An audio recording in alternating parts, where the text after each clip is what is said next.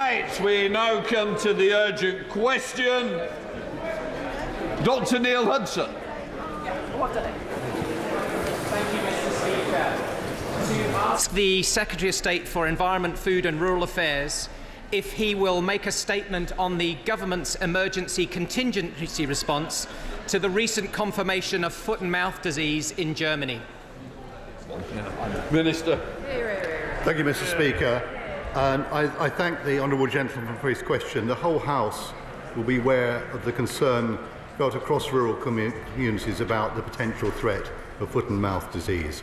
Because foot and mouth disease is a severe, highly contagious viral disease of livestock that, as we know, can have a significant economic impact and a truly devastating effect on farming and rural communities when outbreaks occur, as we know from past history. Now, I can assure the House the UK is currently free of foot and mouth disease and has been since 2007. But following the confirmation on the 10th of January of foot and mouth disease in the German state of Brandenburg, DEFRA has taken rapid action to protect the UK, including suspending the commercial import of susceptible animals from Germany and restricting personal imports of animal products from across the European Union. And I can assure the House the government will do whatever it takes to protect our nation's farmers from the risk posed by foot and mouth. Risk levels in the UK we have increased to medium. And last night, the Chief Veterinary Officer and I spoke directly with the federal German minister and his officials. The government has taken decisive and immediate action. The import of cattle, pigs and sheep from Germany has been stopped to protect farmers and protect their livelihoods. We will not hesitate to add additional countries to the list if the disease spreads. And I can inform the House that the Chief Veterinary Officer this morning has confirmed that while Germany's surveillance continues to be ongoing, they have not as yet detected any further cases. Now, foot and mouth disease guidance is available on government.uk, and livestock farmers are urged to be extra vigilant and report any suspect disease to APHA immediately. And the UK Chief Veterinary Officer is also urging livestock keepers to remain vigilant to the clinical signs of FMD. I reiterate, there are no cases in the UK currently. I would also reassure the House that FMD poses no risk to human or food safety, but it is a highly contagious viral disease of cattle, sheep, pigs and other cloven-hoofed animals. Livestock keepers should therefore be absolutely rigorous about their biosecurity. And the government is absolutely focused on responding to the animal disease threats we face, protecting animal health and welfare. Upholding high biosecurity standards is paramount to protecting and promoting food production and food safety, both animal and human, and support our economy and trade. And that's why we've invested a further £200 million in the UK's main research and laboratory testing facilities at Weybridge to bolster protection against animal disease. Now, whilst we stand ready to protect our livestock from the threat of foot and mouth disease and other exotic disease, we also offer our support to our European neighbours as they face this threat to their livestock, farming and rural communities. I can assure the House the government will be decisive and take the necessary action to protect our farmers from foot and mouth disease. Minister Dr. Neil Hudson. Thank you, Mr. Speaker, and thank you for granting this question. I declare a strong personal and professional interest. As a veterinary surgeon, I supervised some of the animal culls in the 2001 outbreak, witnessing sights I never want to see again in my lifetime, Mr. Speaker. The confirmation on January the 10th of foot and mouth disease in Germany, with subsequent slaughter and movement restrictions, is sending shockwaves around Europe and the UK. We have requested this question as no statement has been provided to the House on Monday or Tuesday. My colleague, the Shadow DEFRA Secretary, is not able to be with us today as she is at the Llama Show in Birmingham speaking to agricultural manufacturers and farmers. In 2001, the foot and mouth outbreak resulted in more than 6 million animals being culled and cost £12.8 billion in today's prices. It devastated the farming community, and farmers want reassurance that action is being taken to protect our borders, their livestock and their livelihoods. The mental health impacts of foot and mouth, Mr. Speaker, cannot be overstated. Can the Minister reassure us that the announced movement restrictions are fully in place for animals and products coming to the UK from the affected area?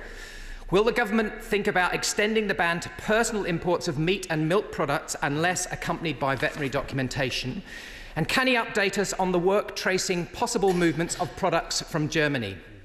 Also, what advice is there about movement of people and vehicles from the area in terms of fomite transmission of the virus? And heaven forbid, Mr. Speaker, if foot and mouth ever entered the United Kingdom, what is the situation regarding vaccine supply and potential deployment?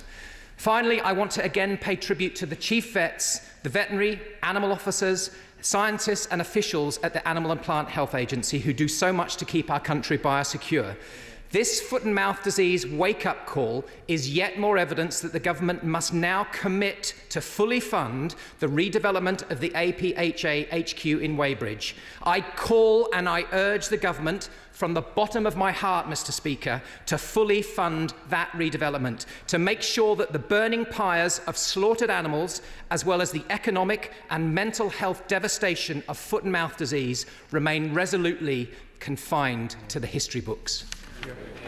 Minister. Thank you, Mr. Speaker, and I fully appreciate the expertise and the passion that the honourable gentleman brings to this subject. He knows of what he speaks. I hope I have, in my initial reply, made it clear just how seriously the government takes these issues. I spoke to him earlier this morning ahead of a previous piece of legislation making it clear that we would work in a cross-party basis to tackle this should this come to our shores. I'll try and address the questions he raised, particularly around vaccination, because I know that that is an issue which is always raised and is always of concern. We're absolutely ready in case that is a control that we need to implement, but the advice in general is that with regards to control measures, if an outbreak were to occur in the UK, in addition to culling and immediate movement controls, vaccination is a control option that will be considered by DEFRA and devolved administrations at the outset of any outbreak. I can also assure him that the UK Vaccine Bank holds vaccines for a range of foot and mouth disease serotypes. I can also assure him that there is good close working with the devolved administrations to make sure that we are working in harmony on this. On the movement of goods of personally carried goods, I can also remind him that this government strengthened those controls at the borders, and I'm confident that we are doing everything it is possible to do at the moment to make sure that we are following the right procedures given the risk assessments that have been put in place. Obviously, our sincere hope is that this does not extend beyond the Brandenburg area, but we are absolutely ready to deal with those issues. As I've said, in terms of the investment at Weybridge, we have committed an initial £200 million. This is a debate we have been having over some time, but I'm afraid we are working with the resources we have now, and I'm confident we have a very good set of procedures in place to tackle any potential incursion. Julia Mims. Thank you very much, Mr. Speaker, and can I thank the honourable member for Epping Forest's concern and passion on this subject. I, like him, know only too well the devastation that was caused in 2001. Indeed, the honourable member had the privilege of representing a large part of what is now the Carlisle constituency. Cumbria was the worst affected part of the country in 2001. 30% of the culled cattle at that time were from Cumbrian farms. So can I ask the Minister just to elaborate on what steps are being taken to ensure that our farmers and their livestock are protected ahead, God forbid, of any potential future outbreak? Minister. I thank my honourable friend for the question and for the concern that she raises quite rightly. As I said at the outset of my response, we are well aware of the concern that people have, but people should be reassured that we have very good tracing facilities these days. The technologies have improved, and I think what is particularly important is that we're in very close contact with our German colleagues who are sharing advice on a regular basis. So everything that can be done is being done, but I absolutely recognise the concerns that people have. Liberal Democrat spokesperson Tim Farrell. Thank you, Speaker. Mr Speaker, I confess I think all of us in Westmoreland and across rural Britain feel a sense of terror, actually, at this news as we recall the devastation and horror of the outbreak of 2001. I will never forget that looming sense of dread and threat as the disease got closer to our farms, the dread when the disease was diagnosed as whole herds and flocks were slaughtered by those who had cared for them. I won't forget the burning fires on the hillsides of the bodies of the slaughtered animals, or the deep trauma that affected all of our communities, but especially our children. We must do everything to avoid a repeat. So can the Minister explain why this outbreak was notified on Friday and yet DEFRA only issued instructions to prevent imports from the affected areas yesterday, when countries like Mexico and South Korea were able to act over the weekend? Does he acknowledge the need now to invest in APHA and the new laboratory urgently and undo the delay of the previous government? Does he accept that the failure of the last government, and so far his government, to sign a veterinary and phytosanitary agreement with the EU increases the risk of biosecurity and to British farmers? Will he act swiftly to put this right? And finally, would he meet urgently with the noble Lord Curry, who headed the inquiry after the 2001 outbreak, so that we are ready and have learned all the lessons of previous failures, so that our farms, our rural communities, our animal welfare are protected at all costs? It's very important. I had the first case of foot and mouth that was detected in that year, so I know all about it. But we must stick to the times that's been allocated. Let's try Lizzie Collins. Thank you, Mr Speaker. In 2000...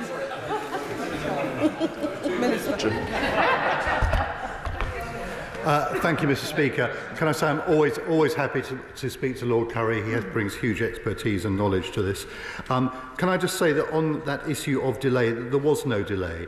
Essentially, as soon as we were informed, we put the appropriate processes in place, and goods that were staff at border control points were issued instructions to hold goods at the border. So everything that was done as quickly as possible. I hear his point about our relationship with the German government. What I can assure him is I personally know the German minister. I spoke to him personally yesterday, and we are getting every cooperation needed from the German government.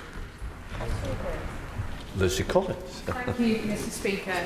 In 2001, I lived in North Cumbria, and I will never, ever forget the sights of burning livestock in my friends' fields.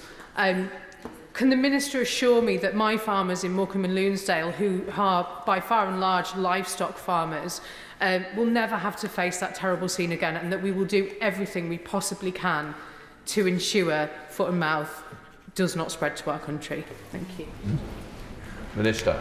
I'm grateful to my honourable friend again for her comments and for her account of the effect it had on her constituents. And the purpose of my statement, or my response to the question today, is to give reassurance to people that we have very, very high quality officials working very, very hard to make sure that we do everything we can to prevent such an outbreak again.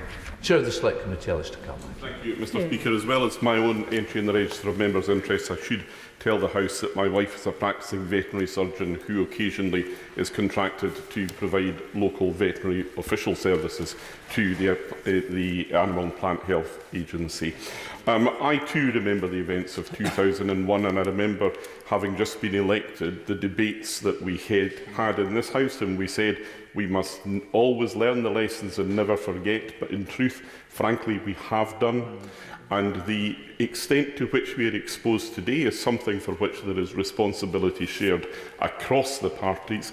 The state of the APHA headquarters in Weybridge is a disgrace, and it is now an urgent disgrace. Hopefully, this is a bullet that we will dodge, but if we do, we know that there is also the risk of African swine fever, blue tongue, avian influenza all coming. Is this the point where, across the House, we can all agree on the importance of biosecurity and the importance of funding it? Well, I thank the Chair of the Select Committee for his point. I think we all know how important biosecurity is, and that is why the Government committed that further £200 million, that very important facility in Weybridge. Richard Quigley. Thank you, Mr Speaker. Can the Minister confirm what mitigation funding has been made available to farms that may be affected, and also can he commit to look urgently at the provision of an abattoir on the Isle of Wight, because we don't currently have one? Minister. I thank my honourable friend for his question. It's a good try. Obviously, at the moment, we're talking about an outbreak in Germany. Should there be, and obviously we're doing everything we can to prevent an outbreak in the UK, we'll come back forward with further proposals. But at the moment, we are working hard to make sure that does not happen. Simon Paul. Thank you very much indeed, Mr. Speaker. Could the Minister confirm that, given the seriousness of the issues, that when in doubt, the precautionary principle will come to the fore and urgency and the proper decisions will be taken? And given the shared land border with the island of Ireland and the trade there, he's mentioned that working with the Devolves. Can he also confirm what conversations he may have had or may be planning to have with the government in Dublin? Minister. I thank the Right Honourable Gentleman for his question, and he's absolutely right. We will, of course, take every precaution and apply the precautionary principle. And in terms of Northern Ireland, we treat them in the same way, of course, as the devolved administrations, and my colleague is having conversations later today. Alison Newham. Thank you, Mr. Speaker. I welcome the statement, and I know that the news is of worry to farmers in my constituency of Scarborough and Whitby. Would the Minister be able to share with the House more details about the funding that's available from his department to help prevent new animal diseases? Minister. Well, again, I thank my honourable friend for her point and her concern. We have an extensive set of facilities and agencies who are tasked with protecting our country on these issues. I have every confidence in the Chief Veterinary Officer and her officials in the Animal and Plant Health Agency, subject to the issues that have been raised around long-term funding, but we have good protections in place and people should have confidence in them. To Ben Spencer. Thank you, Mr. Speaker, and yet again we rely on the fantastic people and Animal and Plant Health Agency, which is based in Newhall in my constituency, despite its slightly confusing name.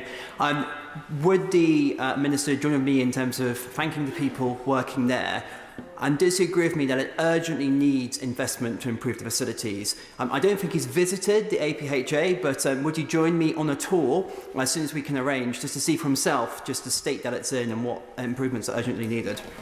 Minister. I'm always grateful for invitations from honourable members and feel I'm permanently on tour, but he's right, I've not yet had the opportunity to visit, although the Secretary of State has. But last week when I was at a conference in York, very senior officials from the APHA gave me a very detailed briefing on the work that they do. So I share the thanks to those people. They play a huge role in keeping our country safe. Louise Jones. Thank you, Mr. Speaker. As a child, I distinctly remember the creeping fear on my family's farms as foot and mouth felt that it crept ever closer, which I realised even as a child, and I feel sick just thinking that we could ever go back there. Many farmers in my constituency have repeatedly raised their concerns over infectious diseases entering the UK. Please can the Minister assure me and them that we're doing everything to take this very seriously and have contingency plans in place. Thank you. Minister. I'm grateful to my honourable friend again for reflecting on the awful experiences of 20 years ago, and I can assure her that we have excellent people, exactly as I've just been referring to, who are working extremely hard to minimise the risk of any further outbreak, and we're doing everything we can to prevent that happening. Colin Lockhart.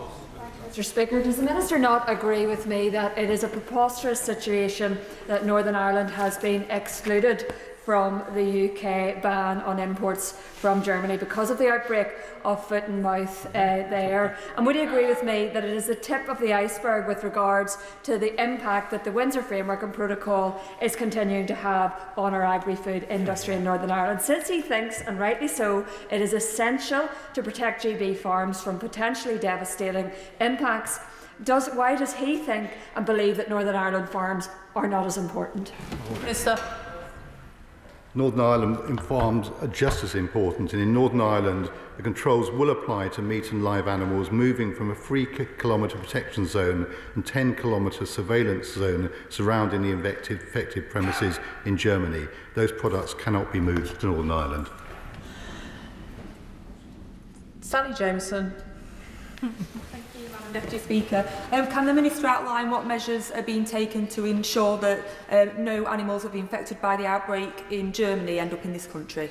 Minister. I can assure my honourable friend this is an unusual outbreak in the sense it's not clear. It's a very small herd of water buffalo, 20 of them. What is unknown at the moment to the German authorities is how they got infected in the first place. So there's obviously extensive work going on in Germany to try and understand that. The difference, I guess, from 20 years ago is we have much better science now in terms of being able to trace the particular where it might have come from. So obviously extensive work is going on across Europe because this is a threat to the entire continent. So I can assure that every avenue is being explored to try and make sure we understand how this has happened to make sure it goes no further. Sarah Dyke. Deputy Speaker, as a farmer's daughter, I fully remember the sickening impact of the last foot and mouth outbreaks across Somerset and Dorset, and particularly on farmers' mental health. Those culling restrictions resulted in 73% of farmers experiencing depression and anxiety following the last outbreak. And now almost 1/2 of the farming community are already experiencing anxiety. So what plans does the government have to support farmers who may be impacted with this disease or indeed any other biosecurity risk? Minister. Again, I thank the Honourable Lady for her question. I know she takes these issues very, very seriously, and we've discussed them before. Let me be clear here. This is an outbreak in Germany at the moment. We are doing everything we can to make sure it does not extend into our country. But of course, people are concerned and worried. Should it develop further, which we're absolutely determined to make sure doesn't happen, then of course we'll be looking at further measures to help and support people. But we are not at that stage at the moment. Claire Hughes. Thank you, Madam Deputy Speaker. Can I thank the Minister for his responses? It's very reassuring, I think, that the seriousness of this situation is felt across the House and all across the country. Could I just ask, I know you talked about working with the devolved administrations, but just some further points on how you will work with the Welsh Government in particular to address this issue? Minister. I thank my honourable friend for her question and her concern. Look, I can assure her that we have an extremely close relationship with the Welsh Government. Minister Hugh Aranka-Davies and I speak frequently. In fact, we were only speaking at the Oxford Farming Conference a few days ago, and we're in regular contact on issues like these. So anything we do, we will be working together on an entire United Kingdom basis. John Cooper. Thank you, Madam Deputy Speaker. With some of the most productive grassland in the UK, Dumfries and Galloway is terrified, not worried by this outbreak, and I'm reassured that we are doing what we can, but it is a very difficult problem to solve. Can the Minister reassure me, though, that the Republic of Ireland will not be the unlocked back door through which this dread disease returns to this country? I thank the honourable gentleman for his question, and I absolutely also welcome his appreciation of the complexities that we face. But it is in everybody's interest to make sure that we stop this, and we are all cooperating closely together. The veterinary officials have a very good network, and they are working closely. No one wants this to extend further. James Nash. Thank you, Madam Deputy Speaker. As the son of a farmer, I remember only too well waking up in the early morning to come down to listen to Radio 4 in silence as a family, as we heard about more and more animals being culled during the crisis in the early 2000s. Can I therefore ask the Minister what steps are being taken to engage the NFU and other trade bodies to prepare for any outbreak here in the UK? Minister. Again, I thank my honourable friend for his concern and his recollections. I can assure him, in fact, yesterday we were having a round table to discuss the threat posed by blue tongue, and we are obviously in constant dialogue with all those who have direct interest and expertise. We'll be working in lockstep. Robin Swan. Very much, Madam Deputy Speaker. In his initial answer, the Secretary of State talked about protecting the UK. He spoke about our nation's farmers. Part of the advice he gave was to look to .gov.uk. .gov.uk gives advice to Scottish farmers, to English farmers, to Welsh farmers, but not to Northern Ireland farmers. So the Secretary of State, can I ask you, why have you abandoned Northern Ireland farmers? The last outbreak in 2001 cost the Northern Ireland economy £24.2 million. To talk about that small region in Germany that can't export to Northern Ireland, would the Secretary of State not agree it would be better putting in an entire ban from German products into Northern Ireland, the same as the rest of the United Kingdom? Minister.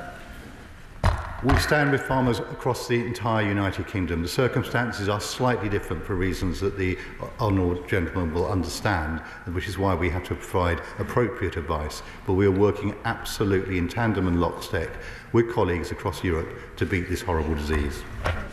Luke Charters. Thank you, Madam Deputy Speaker. I recently visited the Animal and Plant Health Agency in Weybridge, and it's their critical work that will prevent foot and mouth from reaching our shores. The £200 million the government's announced for the APHA is welcome, but will my honourable friend commit to reviewing the APHA's funding, particularly in the event of multiple concurrent diseases happening at the same time? Minister.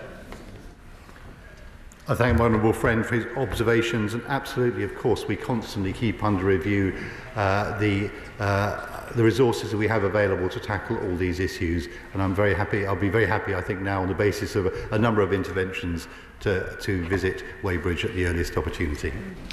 Mark Pritchard. Thank you, Madam Deputy Speaker. The Minister will know that, unfortunately, foot and mouth disease looms large in the memory of many Shropshire farmers. And I just wondered whether, talking about visits, whether a genuine point, whether the Minister and indeed the Secretary of State would consider visiting Harper Adams University in my constituency, which he will know is the top agricultural university in Europe. And the reason I mention that is they do have veterinary experts that have a particular expertise in this disease and others. But as the Shadow Minister stated, pigs, cattle, sheep, over 6 million lost in 2001 and 2007. And he mentioned biodiversity. I just wonder whether you could give an update to the House on illegal imports of meat and their checks at the border and the implementation of the border target operating model. Minister. I thank the honourable gentleman for his question and also for his invitation. I shall add him to my list. On the checks at the borders, that is a complicated set of issues, but one of the Brexit benefits, if you like, is we actually have checks at the borders, and I'm confident that they are giving us a level of security that should give people confidence. And as I said in an earlier answer, we've actually strengthened those controls on personal imports. So obviously it is always a challenge to protect any area, but we are in a better position than colleagues in mainland Europe. Danny Chambers. Thank you, Madam Deputy Speaker. It's really good to see this cross-party support for increased investment in Weybridge, because this has long been needed. But to touch on my honourable friend's point from Orkney on biosecurity, we know that there's a lot of illegally imported meat coming through our ports, and it is a huge biosecurity risk, even more so if there is foot and mouth on the continent. Can we ensure that, along with investing in Weybridge and improving those facilities, we look at how we resource the port authorities properly to catch all this illegally imported meat? Minister. The honourable gentleman makes an important point, and clearly we're all trying to do everything we can to make sure that illegal imports are intercepted and stopped. I'm delighted to see an outbreak of cross-party consensus on the need to invest more. I hope there's also an outbreak of consensus on how to fund it. David Mundell. Thank you, Madam Deputy Speaker. My constituency was one of the most significantly impacted in the 2001 outbreak. Virtually every hoofed animal within Dumfriesshire was slaughtered, and the smoke from the pyre hung over particularly the Annan Valley for days. A large part of the market in livestock in my constituency is in the Honourable Lady from Carlisle's constituency at the Longtown market, which was a source of the previous outbreak. Will he ensure that we're working closely with the Scottish Government, because there is a significant amount of cross-border movement of animals, and that needs to be properly identified and regulated? Minister. The right honourable gentleman speaks with passion and paints a vivid picture of that dismal period. I remember it well, sadly. And I can give him an absolute assurance that he will know from his time in government that at official level in particular, the veterinary officers work very, very closely together. This is an absolute shared endeavour, and we'll be absolutely doing everything we can to make sure that there's that close cooperation that is needed. Anne Davis. Diolch, Madam Deputy Llefarydd. As a dairy farmer, the devastating outbreak of foot and mouth over 20 years ago was on my doorstep. We were very lucky as a family farm, but sadly others within my farming community in Wales were not. The outbreak was also a food security issue, understood to derive from food waste fed to pigs. So can the Minister inform me what lessons the UK Government has learned from that outbreak to better secure our food chains and to keep our livestock safe and food supplies safe? I thank the Honourable Lady, and again I recognise the hurt that she recollects from that dreadful time before.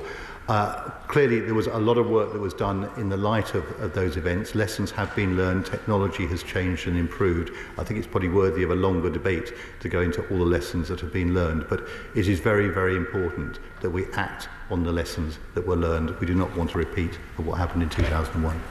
John Lamont. Thank you very much. Like many other members, I very clearly remember the events of 2001 and the last foot and mouth outbreak, not least because all the cattle and sheep on my family farm, my father's family farm in Berwickshire, were slaughtered. The emotional trauma will stay with farming communities for many, many years to come. I'm reassured that the Government is engaging with the Scottish Government on this, but is the Minister also speaking to the National Farmers Union in Scotland and local authorities to ensure that they're able to support farming communities in the best way possible?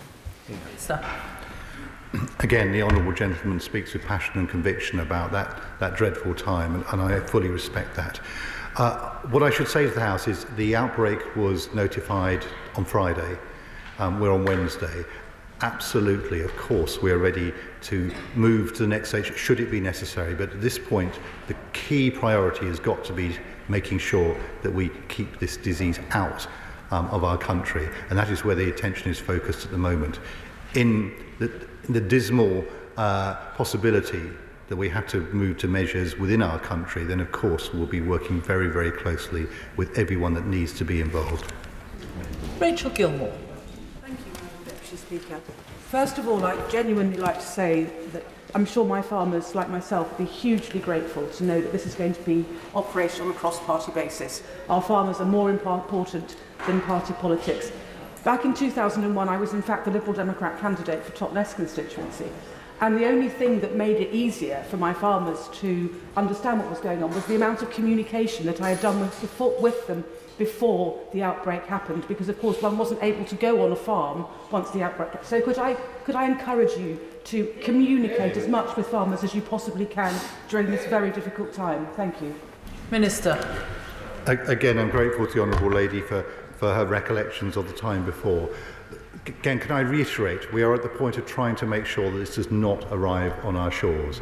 Should that happen, then of course we move to a different phase. We're not at that point yet. And it is important to reassure people that we have excellent measures, excellent people in place working very, very hard to make sure we do not get to that point. Harriet Cross. Thank you, Madam Deputy Speaker, and I welcome the Government's efforts in bringing us up to speed today, but also in imposing the import ban. In terms of the import ban, I recognise that this is for projects from Germany, but does it capture projects which maybe originate from Germany, but the point of import is outside of Germany? And also, what steps is the Government taking to increase spot testing or screening proactively across the country so we can get ahead of any outbreak if it were to come? Minister. We're applying all the rules that we can to make sure it is the German products that we're excluding at the moment. But it is quite a complex set of supply chains within the European Union. The key priority is live animals, and they have been. And I was going to say fortuitous. There's nothing fortuitous about blue tongue, but there have actually been restrictions in place on movements for some time. So we are probably better protected than we might have been because of that already. So what we cannot say for sure is that nothing moves across the continent and comes into the country, which is why it's very important that people are vigilant as well to make sure, because should it cross the channel, then speed will be the essence to make sure that we shut it down. But I am confident when talking to the Chief Vet and her officials and the conversations with German colleagues that everything that can be done is being done. So I hope that reassures her. Caroline Foden. Thank Thank you, Madam Deputy Speaker. I'm sure nobody in Devon will forget the horror of 2001 when half of the farms in the county were affected by foot and mouth. Is it the situation at the moment in Germany, does that give the Minister impetus to try and move forward with securing a veterinary deal with the European Union? Minister. We don't need any extra impetus. It's a government commitment to get a better deal. But what I can say to the Honourable Lady is that actually the relationship with our German colleagues at the moment is excellent, and they're giving us the full cooperation that we need. Charlie Dewhurst. Thank you, Madam Deputy Speaker. The outbreak of foot and mouth disease in Germany is a timely reminder of the livestock diseases that threaten the UK every day, and the Minister has said he'll take every precaution available to him. So will he use this opportunity to permanently ban all personal imports of meat and ensure that both the public health authorities and border force are resourced to tackle the illegal meat importation? Minister. I thank the honourable gentleman for his question. We spoke frequently when he was in his previous role, when I was in opposition. Again, he knows of what he speaks. We have strong measures in place. We actually strengthened them a few months ago, and I'm confident that they are at the right level at the moment. Certainly, of course, there's always a case for further investment. I'm sure the honourable gentleman will be supporting any measures that we bring forward. Jim Allister. Does the Minister accept that the reason why he cannot provide a national protection to Northern Ireland as well as the GB is because this House has surrendered the right to make these regulations for Northern Ireland? They can't even be made in Stormont because only a foreign parliament is now entitled to make them. And therefore, we in Northern Ireland do not, for our farmers and their livelihoods, have the protections that are afforded elsewhere, and see a ban only restricted to the immediate area from Germany. Within that context, are we going to see the absurdity that we've seen under Blue Tongue, that cattle and livestock from mainland Europe can transit through GB, despite a ban in respect of Blue Tongue, can transit through GB to Northern Ireland and indeed anywhere in the island of Ireland? Is that same loophole going to apply here? Minister. I'm grateful to the honourable gentleman as we continue our dialogue on this issue. I don't recognise that loophole, and I can assure him that Northern Ireland will be fully protected because that is what we are determined to do. David Chadwick. Thank you, Madam Deputy Speaker. Farmers in my constituency of Brecon, Radnor and Cumtower are very concerned by this news, as Powys is one of the hardest hit regions by the 2001 outbreak, and the trauma remains for the 2,000 livestock farmers who were affected. Can the Minister update us with some further details on the conversations he has had with the Welsh Government, and will he commit that the Welsh Government will commit to working with local authorities? Minister. Again, I thank the honourable gentleman again for not just for the question, but for the concern he expressed about his constituents who suffered so grievously before. The detailed level of conversations around these issues is conducted between the veterinary officers, and the veterinary officers have a very, very close network. Any political decisions that need to be made will be made by ministers, and I have a very close relationship with Minister Iranka Davis. If further action is needed, we will be working together to stop any further incursions. Helen Morgan. Thank you very much, Madam Deputy Speaker. In Shropshire, dairy and other livestock farmers have been having a torrid time recently, and they will have read this news with a sense of dread. I'm also an officer on the All-Party Group for Food Security, and we recently heard some eye-watering evidence from the border authorities at Dover about illegal meat imports and the threat that they pose to UK biosecurity. Can the Minister explain to the House what assessment he's made of the problems with that process, and what he intends to do to ensure that diseases like foot and mouth don't arrive in the UK? Minister. Well, again, I thank the honourable lady for the concern that she expresses, and I repeat the points I made earlier about the border controls that we have in place. Of course, we've been aware, I'm afraid this has been a long-running issue, but we have much stronger border controls in place than we would have done in previous times, and we are working hard with the Port Health authorities to make sure that we crack down on illegal imports of meat. Jim Shannon. Thank you, Madam Deputy Speaker. I thank the Minister very much for his response. declaring interest, Madam Deputy Speaker, as a member of the Ulster Farmers Union. Indeed, I live in a farm in the Ards Peninsula where dairy farming and sheepmen surround me, so the impact upon them would be great, and for that reason I asked the Minister this question. I can well remember the pyres of dead animals and traumatised farmers who all were concerned, as they always are, about their animals, and that over 20 years ago in 2001. The lessons were hard and well learned. The Minister, I say this respectfully to the Minister, because we've had 3 other Northern Ireland MPs have asked this question, and the 4th one to ask a similar question, Madam Deputy Speaker. I think we need it clarified for farmers, for my neighbours in Northern Ireland, for all those who farm, that there will be zero tolerance of products from Germany. And will the UK-wide, including will it be UK-wide, including Northern Ireland, and that a full report will come to this House before any ban is lifted. Thank you so much. Thank you very much. And again, I thank the honourable gentleman. He speaks with passion on these issues. Absolutely can give him strong assurance that the measures in place to protect farmers in Northern Ireland are strong and will be, in my view, good enough to make sure we can protect people properly. Clearly, there is a slightly different set of arrangements. He'll be well aware of that, and that is why those we have to respect. But we are getting absolute, total cooperation from our German colleagues. There will be no meat coming from those parts of Germany to Northern Ireland. Can I thank the Minister for his responses? There might need to be a few moments, although I don't see many people leaving the chamber. So if anyone is planning to leave, please do so quickly and quietly.